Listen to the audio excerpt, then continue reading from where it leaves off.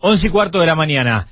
Y es viernes, así que es día de expediente. ¿Con qué nos saldrá hoy Juan Pablo Marrón? Sus 5 sentidos conectados al fútbol. Si hay un dato, se arma el relato. Juan Pablo Marrón se llena de info para una nueva entrega de Expedientes Marrón. La historia del fútbol bajo la lupa. ¿Ustedes se acuerdan la final en Mar del Plata contra Dinamarca? Argentina-Dinamarca. Que ganaron por penales. Por penales, 1-1 por penales. Sí. Estos son los titulares del campeón de América. Cochea, el 4 Cravioto, 2 Borelli, 6 Vázquez, 3 Altamirano, 14 Simeone, 5 Mancuso, 20 Rodríguez, 10 Maradona, 7 Canigia, 9 Batistuta. El campeón de Europa, Tim Poulsen, su goleador que juega en el Borussia Dortmund, no vino por estar lesionado, tiene a estos titulares. Con el 1 es Michael, con el 2 Silver, 3 Ripper, 4 Olsen, 5 Henry Larsen, 6 Pieknik, 7 Molby, 8 Pilford, 9 Goldbach, 10 Elstrup, número 11 Brian Laudrup, dirige técnicamente Richard Nielsen. Frente a la pelota Gabriel Batistuta. Eric Larsen en la ejecución. Ripper está esperando por atrás. Cravioto, gol de Dinamarca. A los 12 minutos Cravioto en contra de su valla dice que Dinamarca le gana a la Argentina por 1-0. Maradona, Simeone. Vamos Cholo, Simeone. Aquí está Bati, Canigia por adentro, Bati, Cani, gol.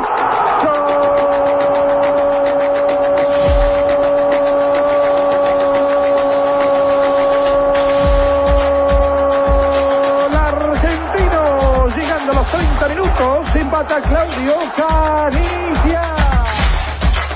Señoras y señores, se viene el show de los penales en la definición de la Copa Artemio Franchi. Maradona, 1-1 está el partido. ¡Grande Goico! Era ahora. ¡Grande Goico! ¡Sos un fenómeno! Saldaña.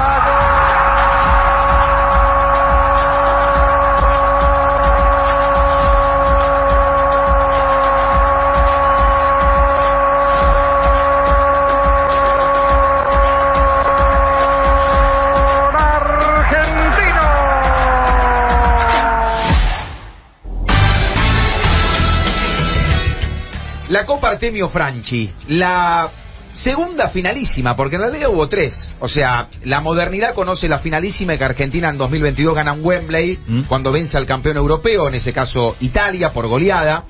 Pero la última que se había jugado fue en el año 93. Un febrero del 93, en Mar del Plata, la Argentina recibe un torneo euroamericano que ya había tenido no tanto su trascendencia, pero sí su primera etapa, su primera parte. En París en el año 85 se juega la primera, el campeón de la Euro 84 contra el campeón de la Copa América 83, estamos hablando de Francia enfrentando a Uruguay.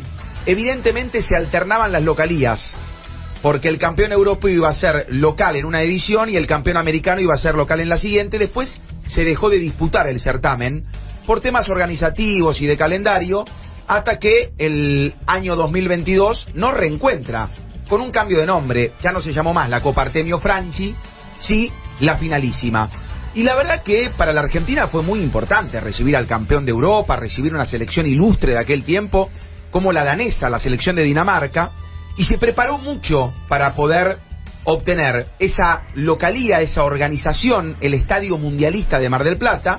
Irá el contraste con los tiempos de hoy, donde le cuesta albergar un partido de plano local o de segunda división. Lo hizo con mucho esfuerzo para Aldosivi y Alvarado, y lo sigue haciendo cada vez que Aldosivi juega en condición de local y Alvarado lo propio. Pero un marco internacional, lamentablemente, por lo que implica este estadio, hoy es impensado. Ojalá que en algún momento lo vuelva a hacer. Y el nombre del trofeo, Artemio Franchi. ¿Por qué Artemio Franchi? ¿Quién fue Artemio Franchi?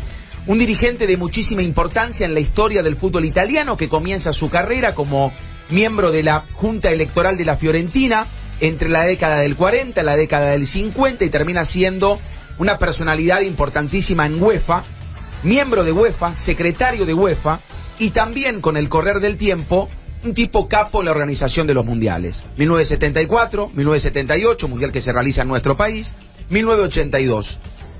Sucede con Artemio Franchi, que queda enmarcado en una situación desgraciada para su vida. Él fallece en un accidente automovilístico a los 61 años, un accidente en la carretera de Siena, en donde fallece una persona muy destacada, muy querida por el ambiente dirigencial, y en modo de homenaje, sobre todo por su conducta dirigencial, él en algún momento se desplaza y se mueve la Federación Italiana por un escándalo de apuestas que él detecta, renuncia, denuncia y se corre, y siempre fue un tipo de buena imagen.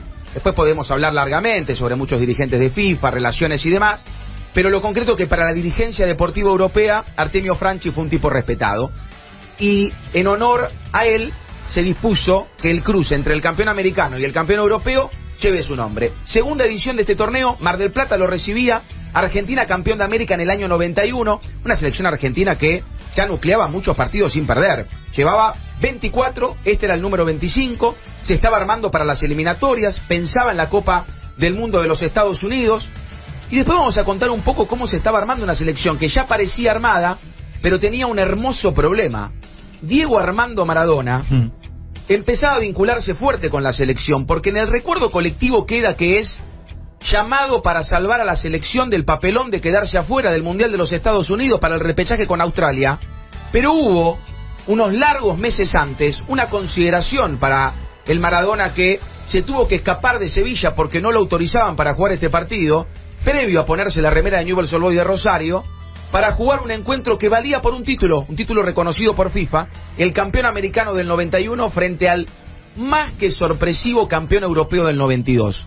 Vamos a escuchar en la voz del colega Vito Amalfitano, vaya experiencia en la ciudad de Mar del Plata, ya se expresó hace un par de expedientes sobre Aldosivi y Alvarado, y también Alejandro Mancuso, que fue clave en este partido, y van a contar Mar del Plata, verano del 93, por qué Mar del Plata y cómo fue Mar del Plata.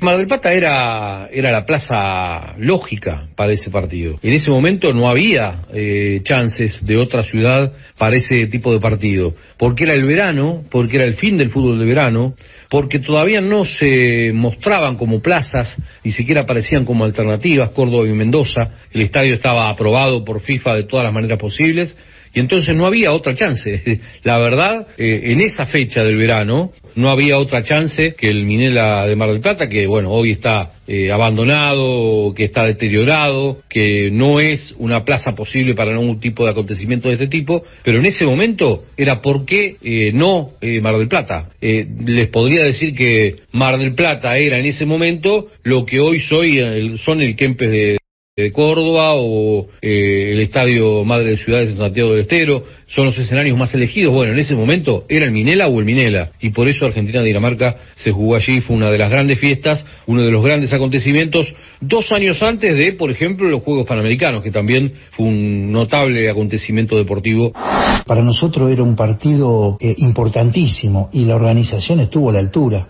Y coincidimos que estaba Diego en el equipo, que veníamos de hacer el partido con Brasil, veníamos realmente muy motivados, jugaba Batistuta, Canigia adelante, con el Cholo Simeone por derecha, Leo Rodríguez por la izquierda, Diego de enganche, yo en el medio. La verdad que la expectativa que teníamos era enorme, pero nos encontramos con un grandísimo equipo, que tenía un ritmo y tenía una intensidad en los contragolpes.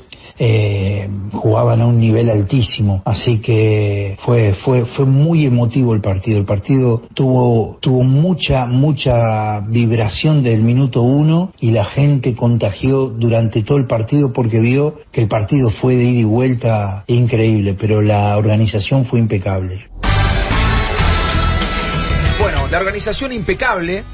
Acá tengo el apunte, según la revista El Gráfico de época, 34.683 espectadores, que era el total del estadio, bajo los marcos de la legalidad. El estadio tenía más gente. Habilitado para eso. Había más gente. Cuando vos ves las imágenes de video y las fotos, hay fotos que literalmente destacan que hay más de 35.000 personas. No se veían los pasillos. No se veían. Mundialista pleno. Y también era un desafío, porque un poco el mensaje era que la Argentina estaba preparada para recibir un evento que cruzaba una selección europea y que valía por un título. No había pasado tanto tiempo, pero había pasado del Mundial 78, y el desafío era, seguía el país argentino preparado para recibir un evento no de la magnitud de un Mundial, ni por asomo, pero sí de trascendencia oficial y que enmarcaba una selección europea con nombre de dirigente europeo. Bueno, en lo evidentemente, sí. La verdad que el estadio mundialista estuvo a la altura, la organización fue muy buena, lo destacan los protagonistas, lo destaca la prensa de época. Se recaudaron 755.000 pesos / dólares. O sea, una recaudación importantísima también para la época. Y para un equipo argentino que después iremos contando, más allá de su conformación, cuántos jugadores había de la Liga Argentina en ese entonces, claro. En qué manera se trasladaron al estadio, cómo volvieron a Buenos Aires. Imaginan hoy al seleccionado argentino yendo en micro de Mar del Plata hacia Buenos Aires y después de ahí tomar el avión cada uno a su destino, porque claro que había ya futbolistas importantes en selecciones argentinas que jugaban en equipos europeos. En micro y sin la ruta 2 de hoy. Claro, otro tiempo, otra manera de trasladarse, otra versión de los hechos. ¿Con quién jugó Argentina? ¿Qué era Dinamarca en aquel entonces? ¿Qué había generado en el fútbol mundial Dinamarca? ¿Qué cambios había tenido? Hay un documental muy bueno que lo recomiendo, que es Verano del 92, que expresa mucho aquello de una selección que parecía romperse grupalmente, pero que brillaba futbolísticamente, y que no venía con su mejor jugador, sino con el hermano, que era el otro mejor jugador. Hablamos de los Laudrup. Vamos a escuchar en la voz de los testimonios Leo Rodríguez, Oscar Cravioto y Ale Mancuso. Los tres jugaron el partido. Van a hablar de Dinamarca, que fue el rival de la Argentina, y después nosotros contamos brevemente la historia de cómo llegó a jugar con nuestro seleccionado en aquel verano del 93 en Mar del Plata, y por un título, el último que levantó Diego Armando Maradona en su vida. Un campeón de Europa que venía con figuras reconocidas. La verdad que enfrentar a Laudrup, a Larsen, a Flemming Poulsen, a Peter Schmeichel, la verdad que fue una experiencia maravillosa. La verdad que esa Dinamarca jugaba un fútbol de altísimo vuelo. Grandes jugadores como Peter Schmeichel, Brian Laudrup, jugadores que marcaron una historia en ese país y en el fútbol europeo. Nos encontramos con un grandísimo equipo que tenía un ritmo y tenía una intensidad en los contragolpes, jugaban a un nivel altísimo. Bueno, la historia delata, voy a tratar de resumirlo, porque Dinamarca, entre lo que fue la década del 80 y lo grosso que le pasó a inicios de los 90, tiene como mucho para contar. En los 80 era dirigido por Sepp Piontek, que tenía un fútbol de alto vuelo, quizás un juego más vistoso, mucho más estético. Llegó a las semifinales de la Euro del 84, pierde por penales ante España, es un equipo muy atractivo a los ojos del futbolero y empieza a trascender más allá de su país y obviamente de Europa. Tiene una imagen notable en México 86, aquel equipo que tenía entre sus figuras a Michael Laudrup. Contra Uruguay el pico máximo. Cuando le gana 6-1 el tercer partido del grupo, después de haberle ganado a Alemania, que llega a la final de dicho evento, y de haber superado a Escocia en el partido inicial. Claro, España, que había sido el verdugo en las semis de la Euro del 84, lo elimina de manera inapelable de México 86, ganándole 5-1 con los 4 goles de Butragueño. La conducción de ese equipo era de Laudrup adentro de la cancha y de Sepp Piontek como entrenador. ¿Qué pasa con Piontek? Piontek se va cuando el proceso de los 80 empieza a encontrar partidos que no eran buenos, derrotas. Euro 88, pierde los 3 partidos, no se clasifica al Mundial de Italia en el 90 y había que buscar un reemplazante. Evidentemente el equipo ya había bajado acciones en bolsa para cualquier pretendiente, y allí aparece Richard Nielsen, que había sido entrenador de juveniles y había sido ayudante de campo de Piontek, pero con otra idea futbolística, más conservadora, más puntual, más de prepararla partido a partido, más de hacer foco en el rival. Algo con lo que Michael Laudrup no está de acuerdo. Además de ser un entrenador, el anterior, Piontek, muy cercano al protagonista, el actual, Nielsen, muy lejano. Y esto a los hermanos Laudrup no les gustaba mucho. Hay una anécdota que habla de una charla en el sector de vestuarios en donde los dos hermanos le plantean que era un gran entrenador, pero un pésimo líder. Y los Laudrup renuncian a la selección. Bueno, uno va a volver. Michael nunca más, mientras Nielsen fue el entrenador, se puso la camiseta. Un entrenador más defensivo, que no era querido por la prensa, que era visto de reojo por los jugadores, que tenía problemas de liderazgo. Después de esta pelea, hay un marco en donde se da la concreta chance de meterse en la Euro del 92, pero Dinamarca, que venía con tropezones muy serios, se va a quedar afuera de la Eurocopa que va a ganar. Solo jugaban 8 equipos, había 7 grupos. 7 grupos donde el líder de cada grupo iba a jugar la Euro del 92. Ahí hay 7 equipos, más el organizador, Suecia. Los ganadores de cada grupo la jugaban. El grupo en donde estaba Dinamarca tiene a la potente Yugoslavia, que ya se va a destacar en el fútbol del 90, en el del fines de los 80. Venía de un buen mundial en el 90. Un buen mundial en Italia 90, pero en conflicto. En conflicto bélico.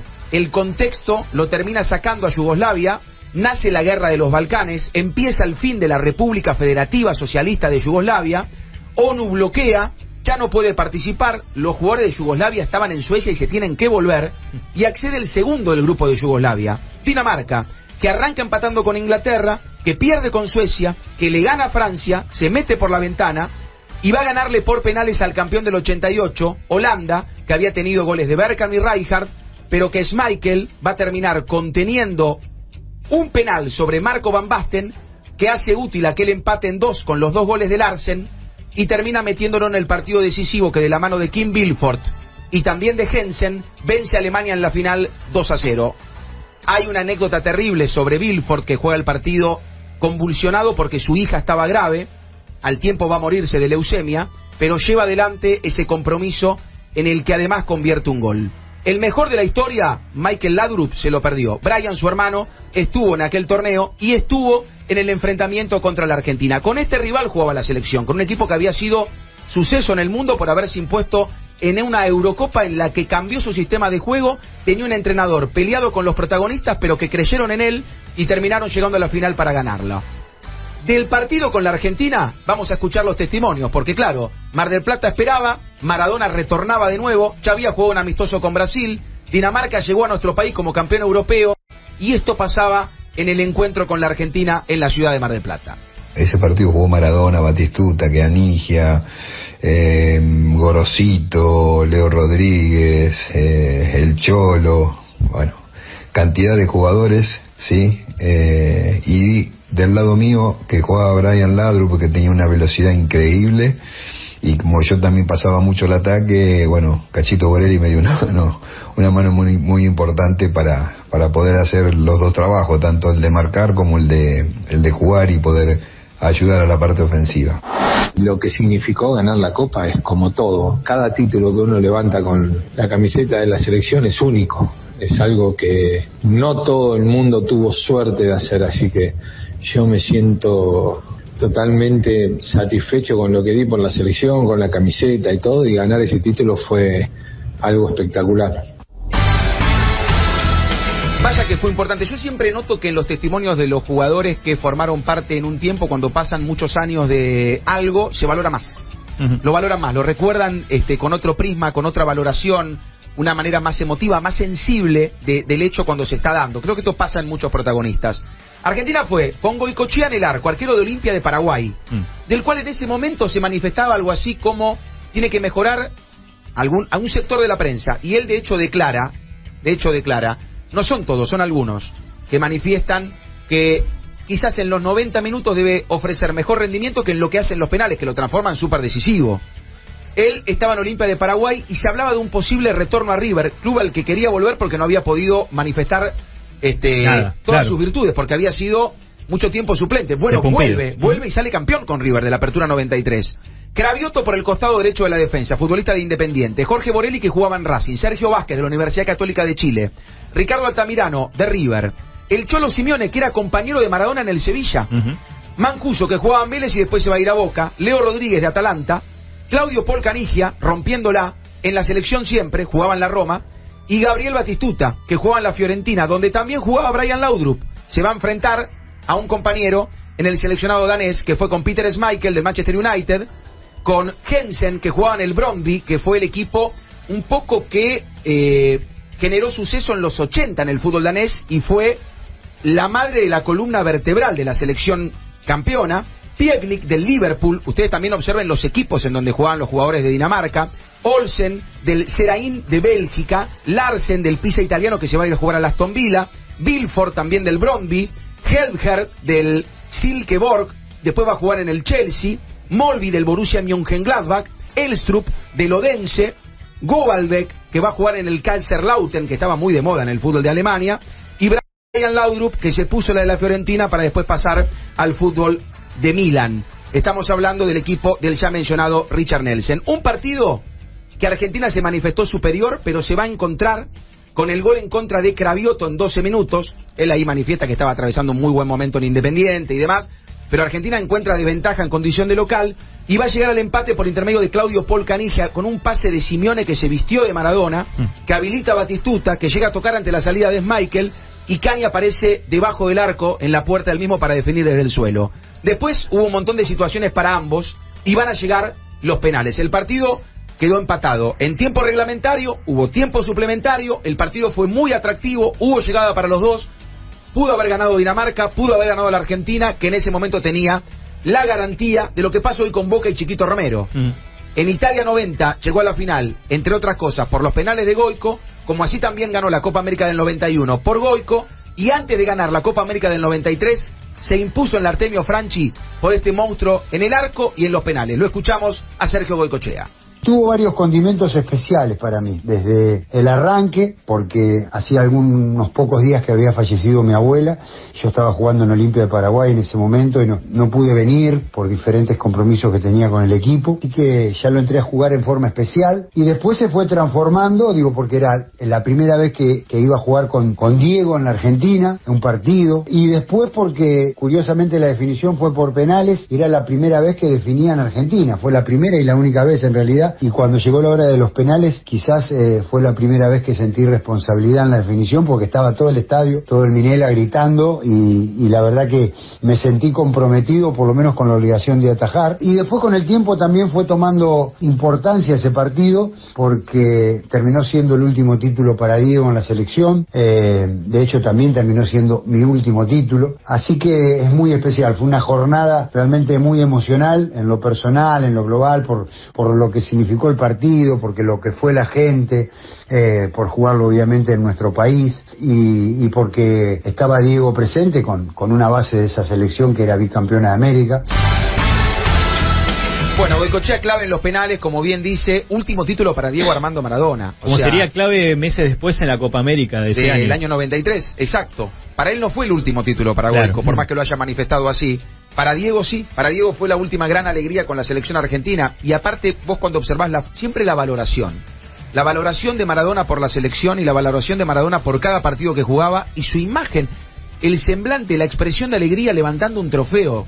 Saber de qué se trata, no es fácil salir campeón. La primera selección sin Maradona fue exitosa, que fue la de la Copa América 91. Que fue esta porque el acumulado de partidos invicto que Argentina suma con Dinamarca, bueno, quizás esto que manifestábamos, un poco el interrogante de tener al mejor de todos los tiempos hasta ese momento, y vincularlo o no, porque él no tenía presencia consecutiva en Sevilla, estaba en situación de conflicto, se fue para jugar este partido, volvió, no estaba en consideración principal. De hecho, no va a tener un montón de partidos, Ariel, hasta llegar al juego con Australia, después del 0-5 con Colombia, que terminó siendo lo suficientemente decisivo desde lo motivacional y de lo futbolístico para meterse en el Mundial de Estados Unidos. No lo había necesitado en el 91, no lo necesitaría en la Copa América de meses después, y no lo había necesitado en el grueso de las eliminatorias hasta los dos partidos contra Colombia. Hasta la urgencia. Bueno, en off, Sergio Vázquez hablaba de la enorme preparación que tuvo Maradona, no solo para el Mundial del 94, sino para la Copa Artemio Franchi, para ponerse en tono y en forma. Dentro de todo lo que aconteció en este partido, que fue a penales, Maradona, Batistuta, Simeone, Mancuso y Saldaña, que convirtió el decisivo, marcaron para la Argentina. Caniggia fue quien falló, que había convertido el gol durante el primer tiempo. Elstrup, Molby, Nielsen, Laudrup fueron los que convirtieron para Dinamarca. Vilfort y Goldbeck fueron víctimas de Sergio Goicoechea en los penales. Una selección que tenía mucha riqueza, porque también dentro de los que no jugaron hay que mencionar a los que formaban parte del equipo, como por ejemplo Ruggeri, Cáceres, el propio Saldaña que entró para patear, Pochettino, Ayala, Beto Acosta, Ramón Medina Mello, Juan Antonio Pizzi, Abel Balbo, el propio Fernando Redondo, jugadores de excelencia que formaban parte de esta selección, que lo tuvo Diego Armando Maradona concentrando en el hotel Manantiales, allí Torre de Manantiales, allí concentró la selección. Y El compañero de cuarto de Maradona fue Leo Rodríguez. Y esto van a manifestar Maradona en otro tiempo y Leo Rodríguez para este expediente acerca de lo que fue compartir habitación la noche previa a este trascendental encuentro, el último título de Maradona como jugador de la selección nacional. Yo jugué sin dormir ese partido. Recuerdo que tenía de compañero de pieza a Leo Rodríguez. Me decía Leo: Diego, ¿cuándo vas a dormir? Anda, vos dormís, vos, descansa vos, que mañana corres vos. Y bueno, al otro día pasó esa situación, ¿no? Que él jugó los 90 minutos más los 30 de suplementario y yo a los 20 minutos del segundo tiempo tuve esa distensión. Y Leo se desgarra. Entonces cuando lo llevan en la camilla dice: hijo de puta, no me dejaste dormir, una cosa así, algo tan espontáneo y tan real que terminó siendo una deuda importante. ¿Qué querés si este hijo de puta no me dejó dormir en toda la noche? Siempre fantástico. Bueno, recién Fernando me mostraba una foto de archivo con la expresión de Maradona, esto de valorar lo obtenido. Es el como decía, abrazando la copa como si fuera el chiche, ¿viste? El regalo de un niño. Como si fuese la copa que había ganado 6 años y medio antes. Claro, nada más y nada menos. Valorando un trofeo de selección contra un rival europeo que en ese momento daba que hablar. Recordar el último título de Maradona, que no tuvo en los años tanta trascendencia mediática y demás, pero la Copa Artemio Franchi marcó un verano, marcó un año 93, marcó el retorno de Maradona a la selección después de ese amistoso con Brasil, la salida y otro retorno más, y emprolijaba, solidificaba, encolumnaba una selección que conocía de victorias, alegrías e invictos, y que en ese mismo año va a tener un tremendo dolor de cabeza cuando pierde 5-0 con Colombia en el Estadio Monumental para ir al repechaje con Australia. El resto será historia de otro expediente, como por ejemplo el Mundial de los Estados Unidos. Sus 5 sentidos conectados al fútbol. Si hay un dato, se arma el relato. Juan Pablo Marrón se llena de info para una nueva entrega de Expedientes Marrón. La historia del fútbol bajo la lupa.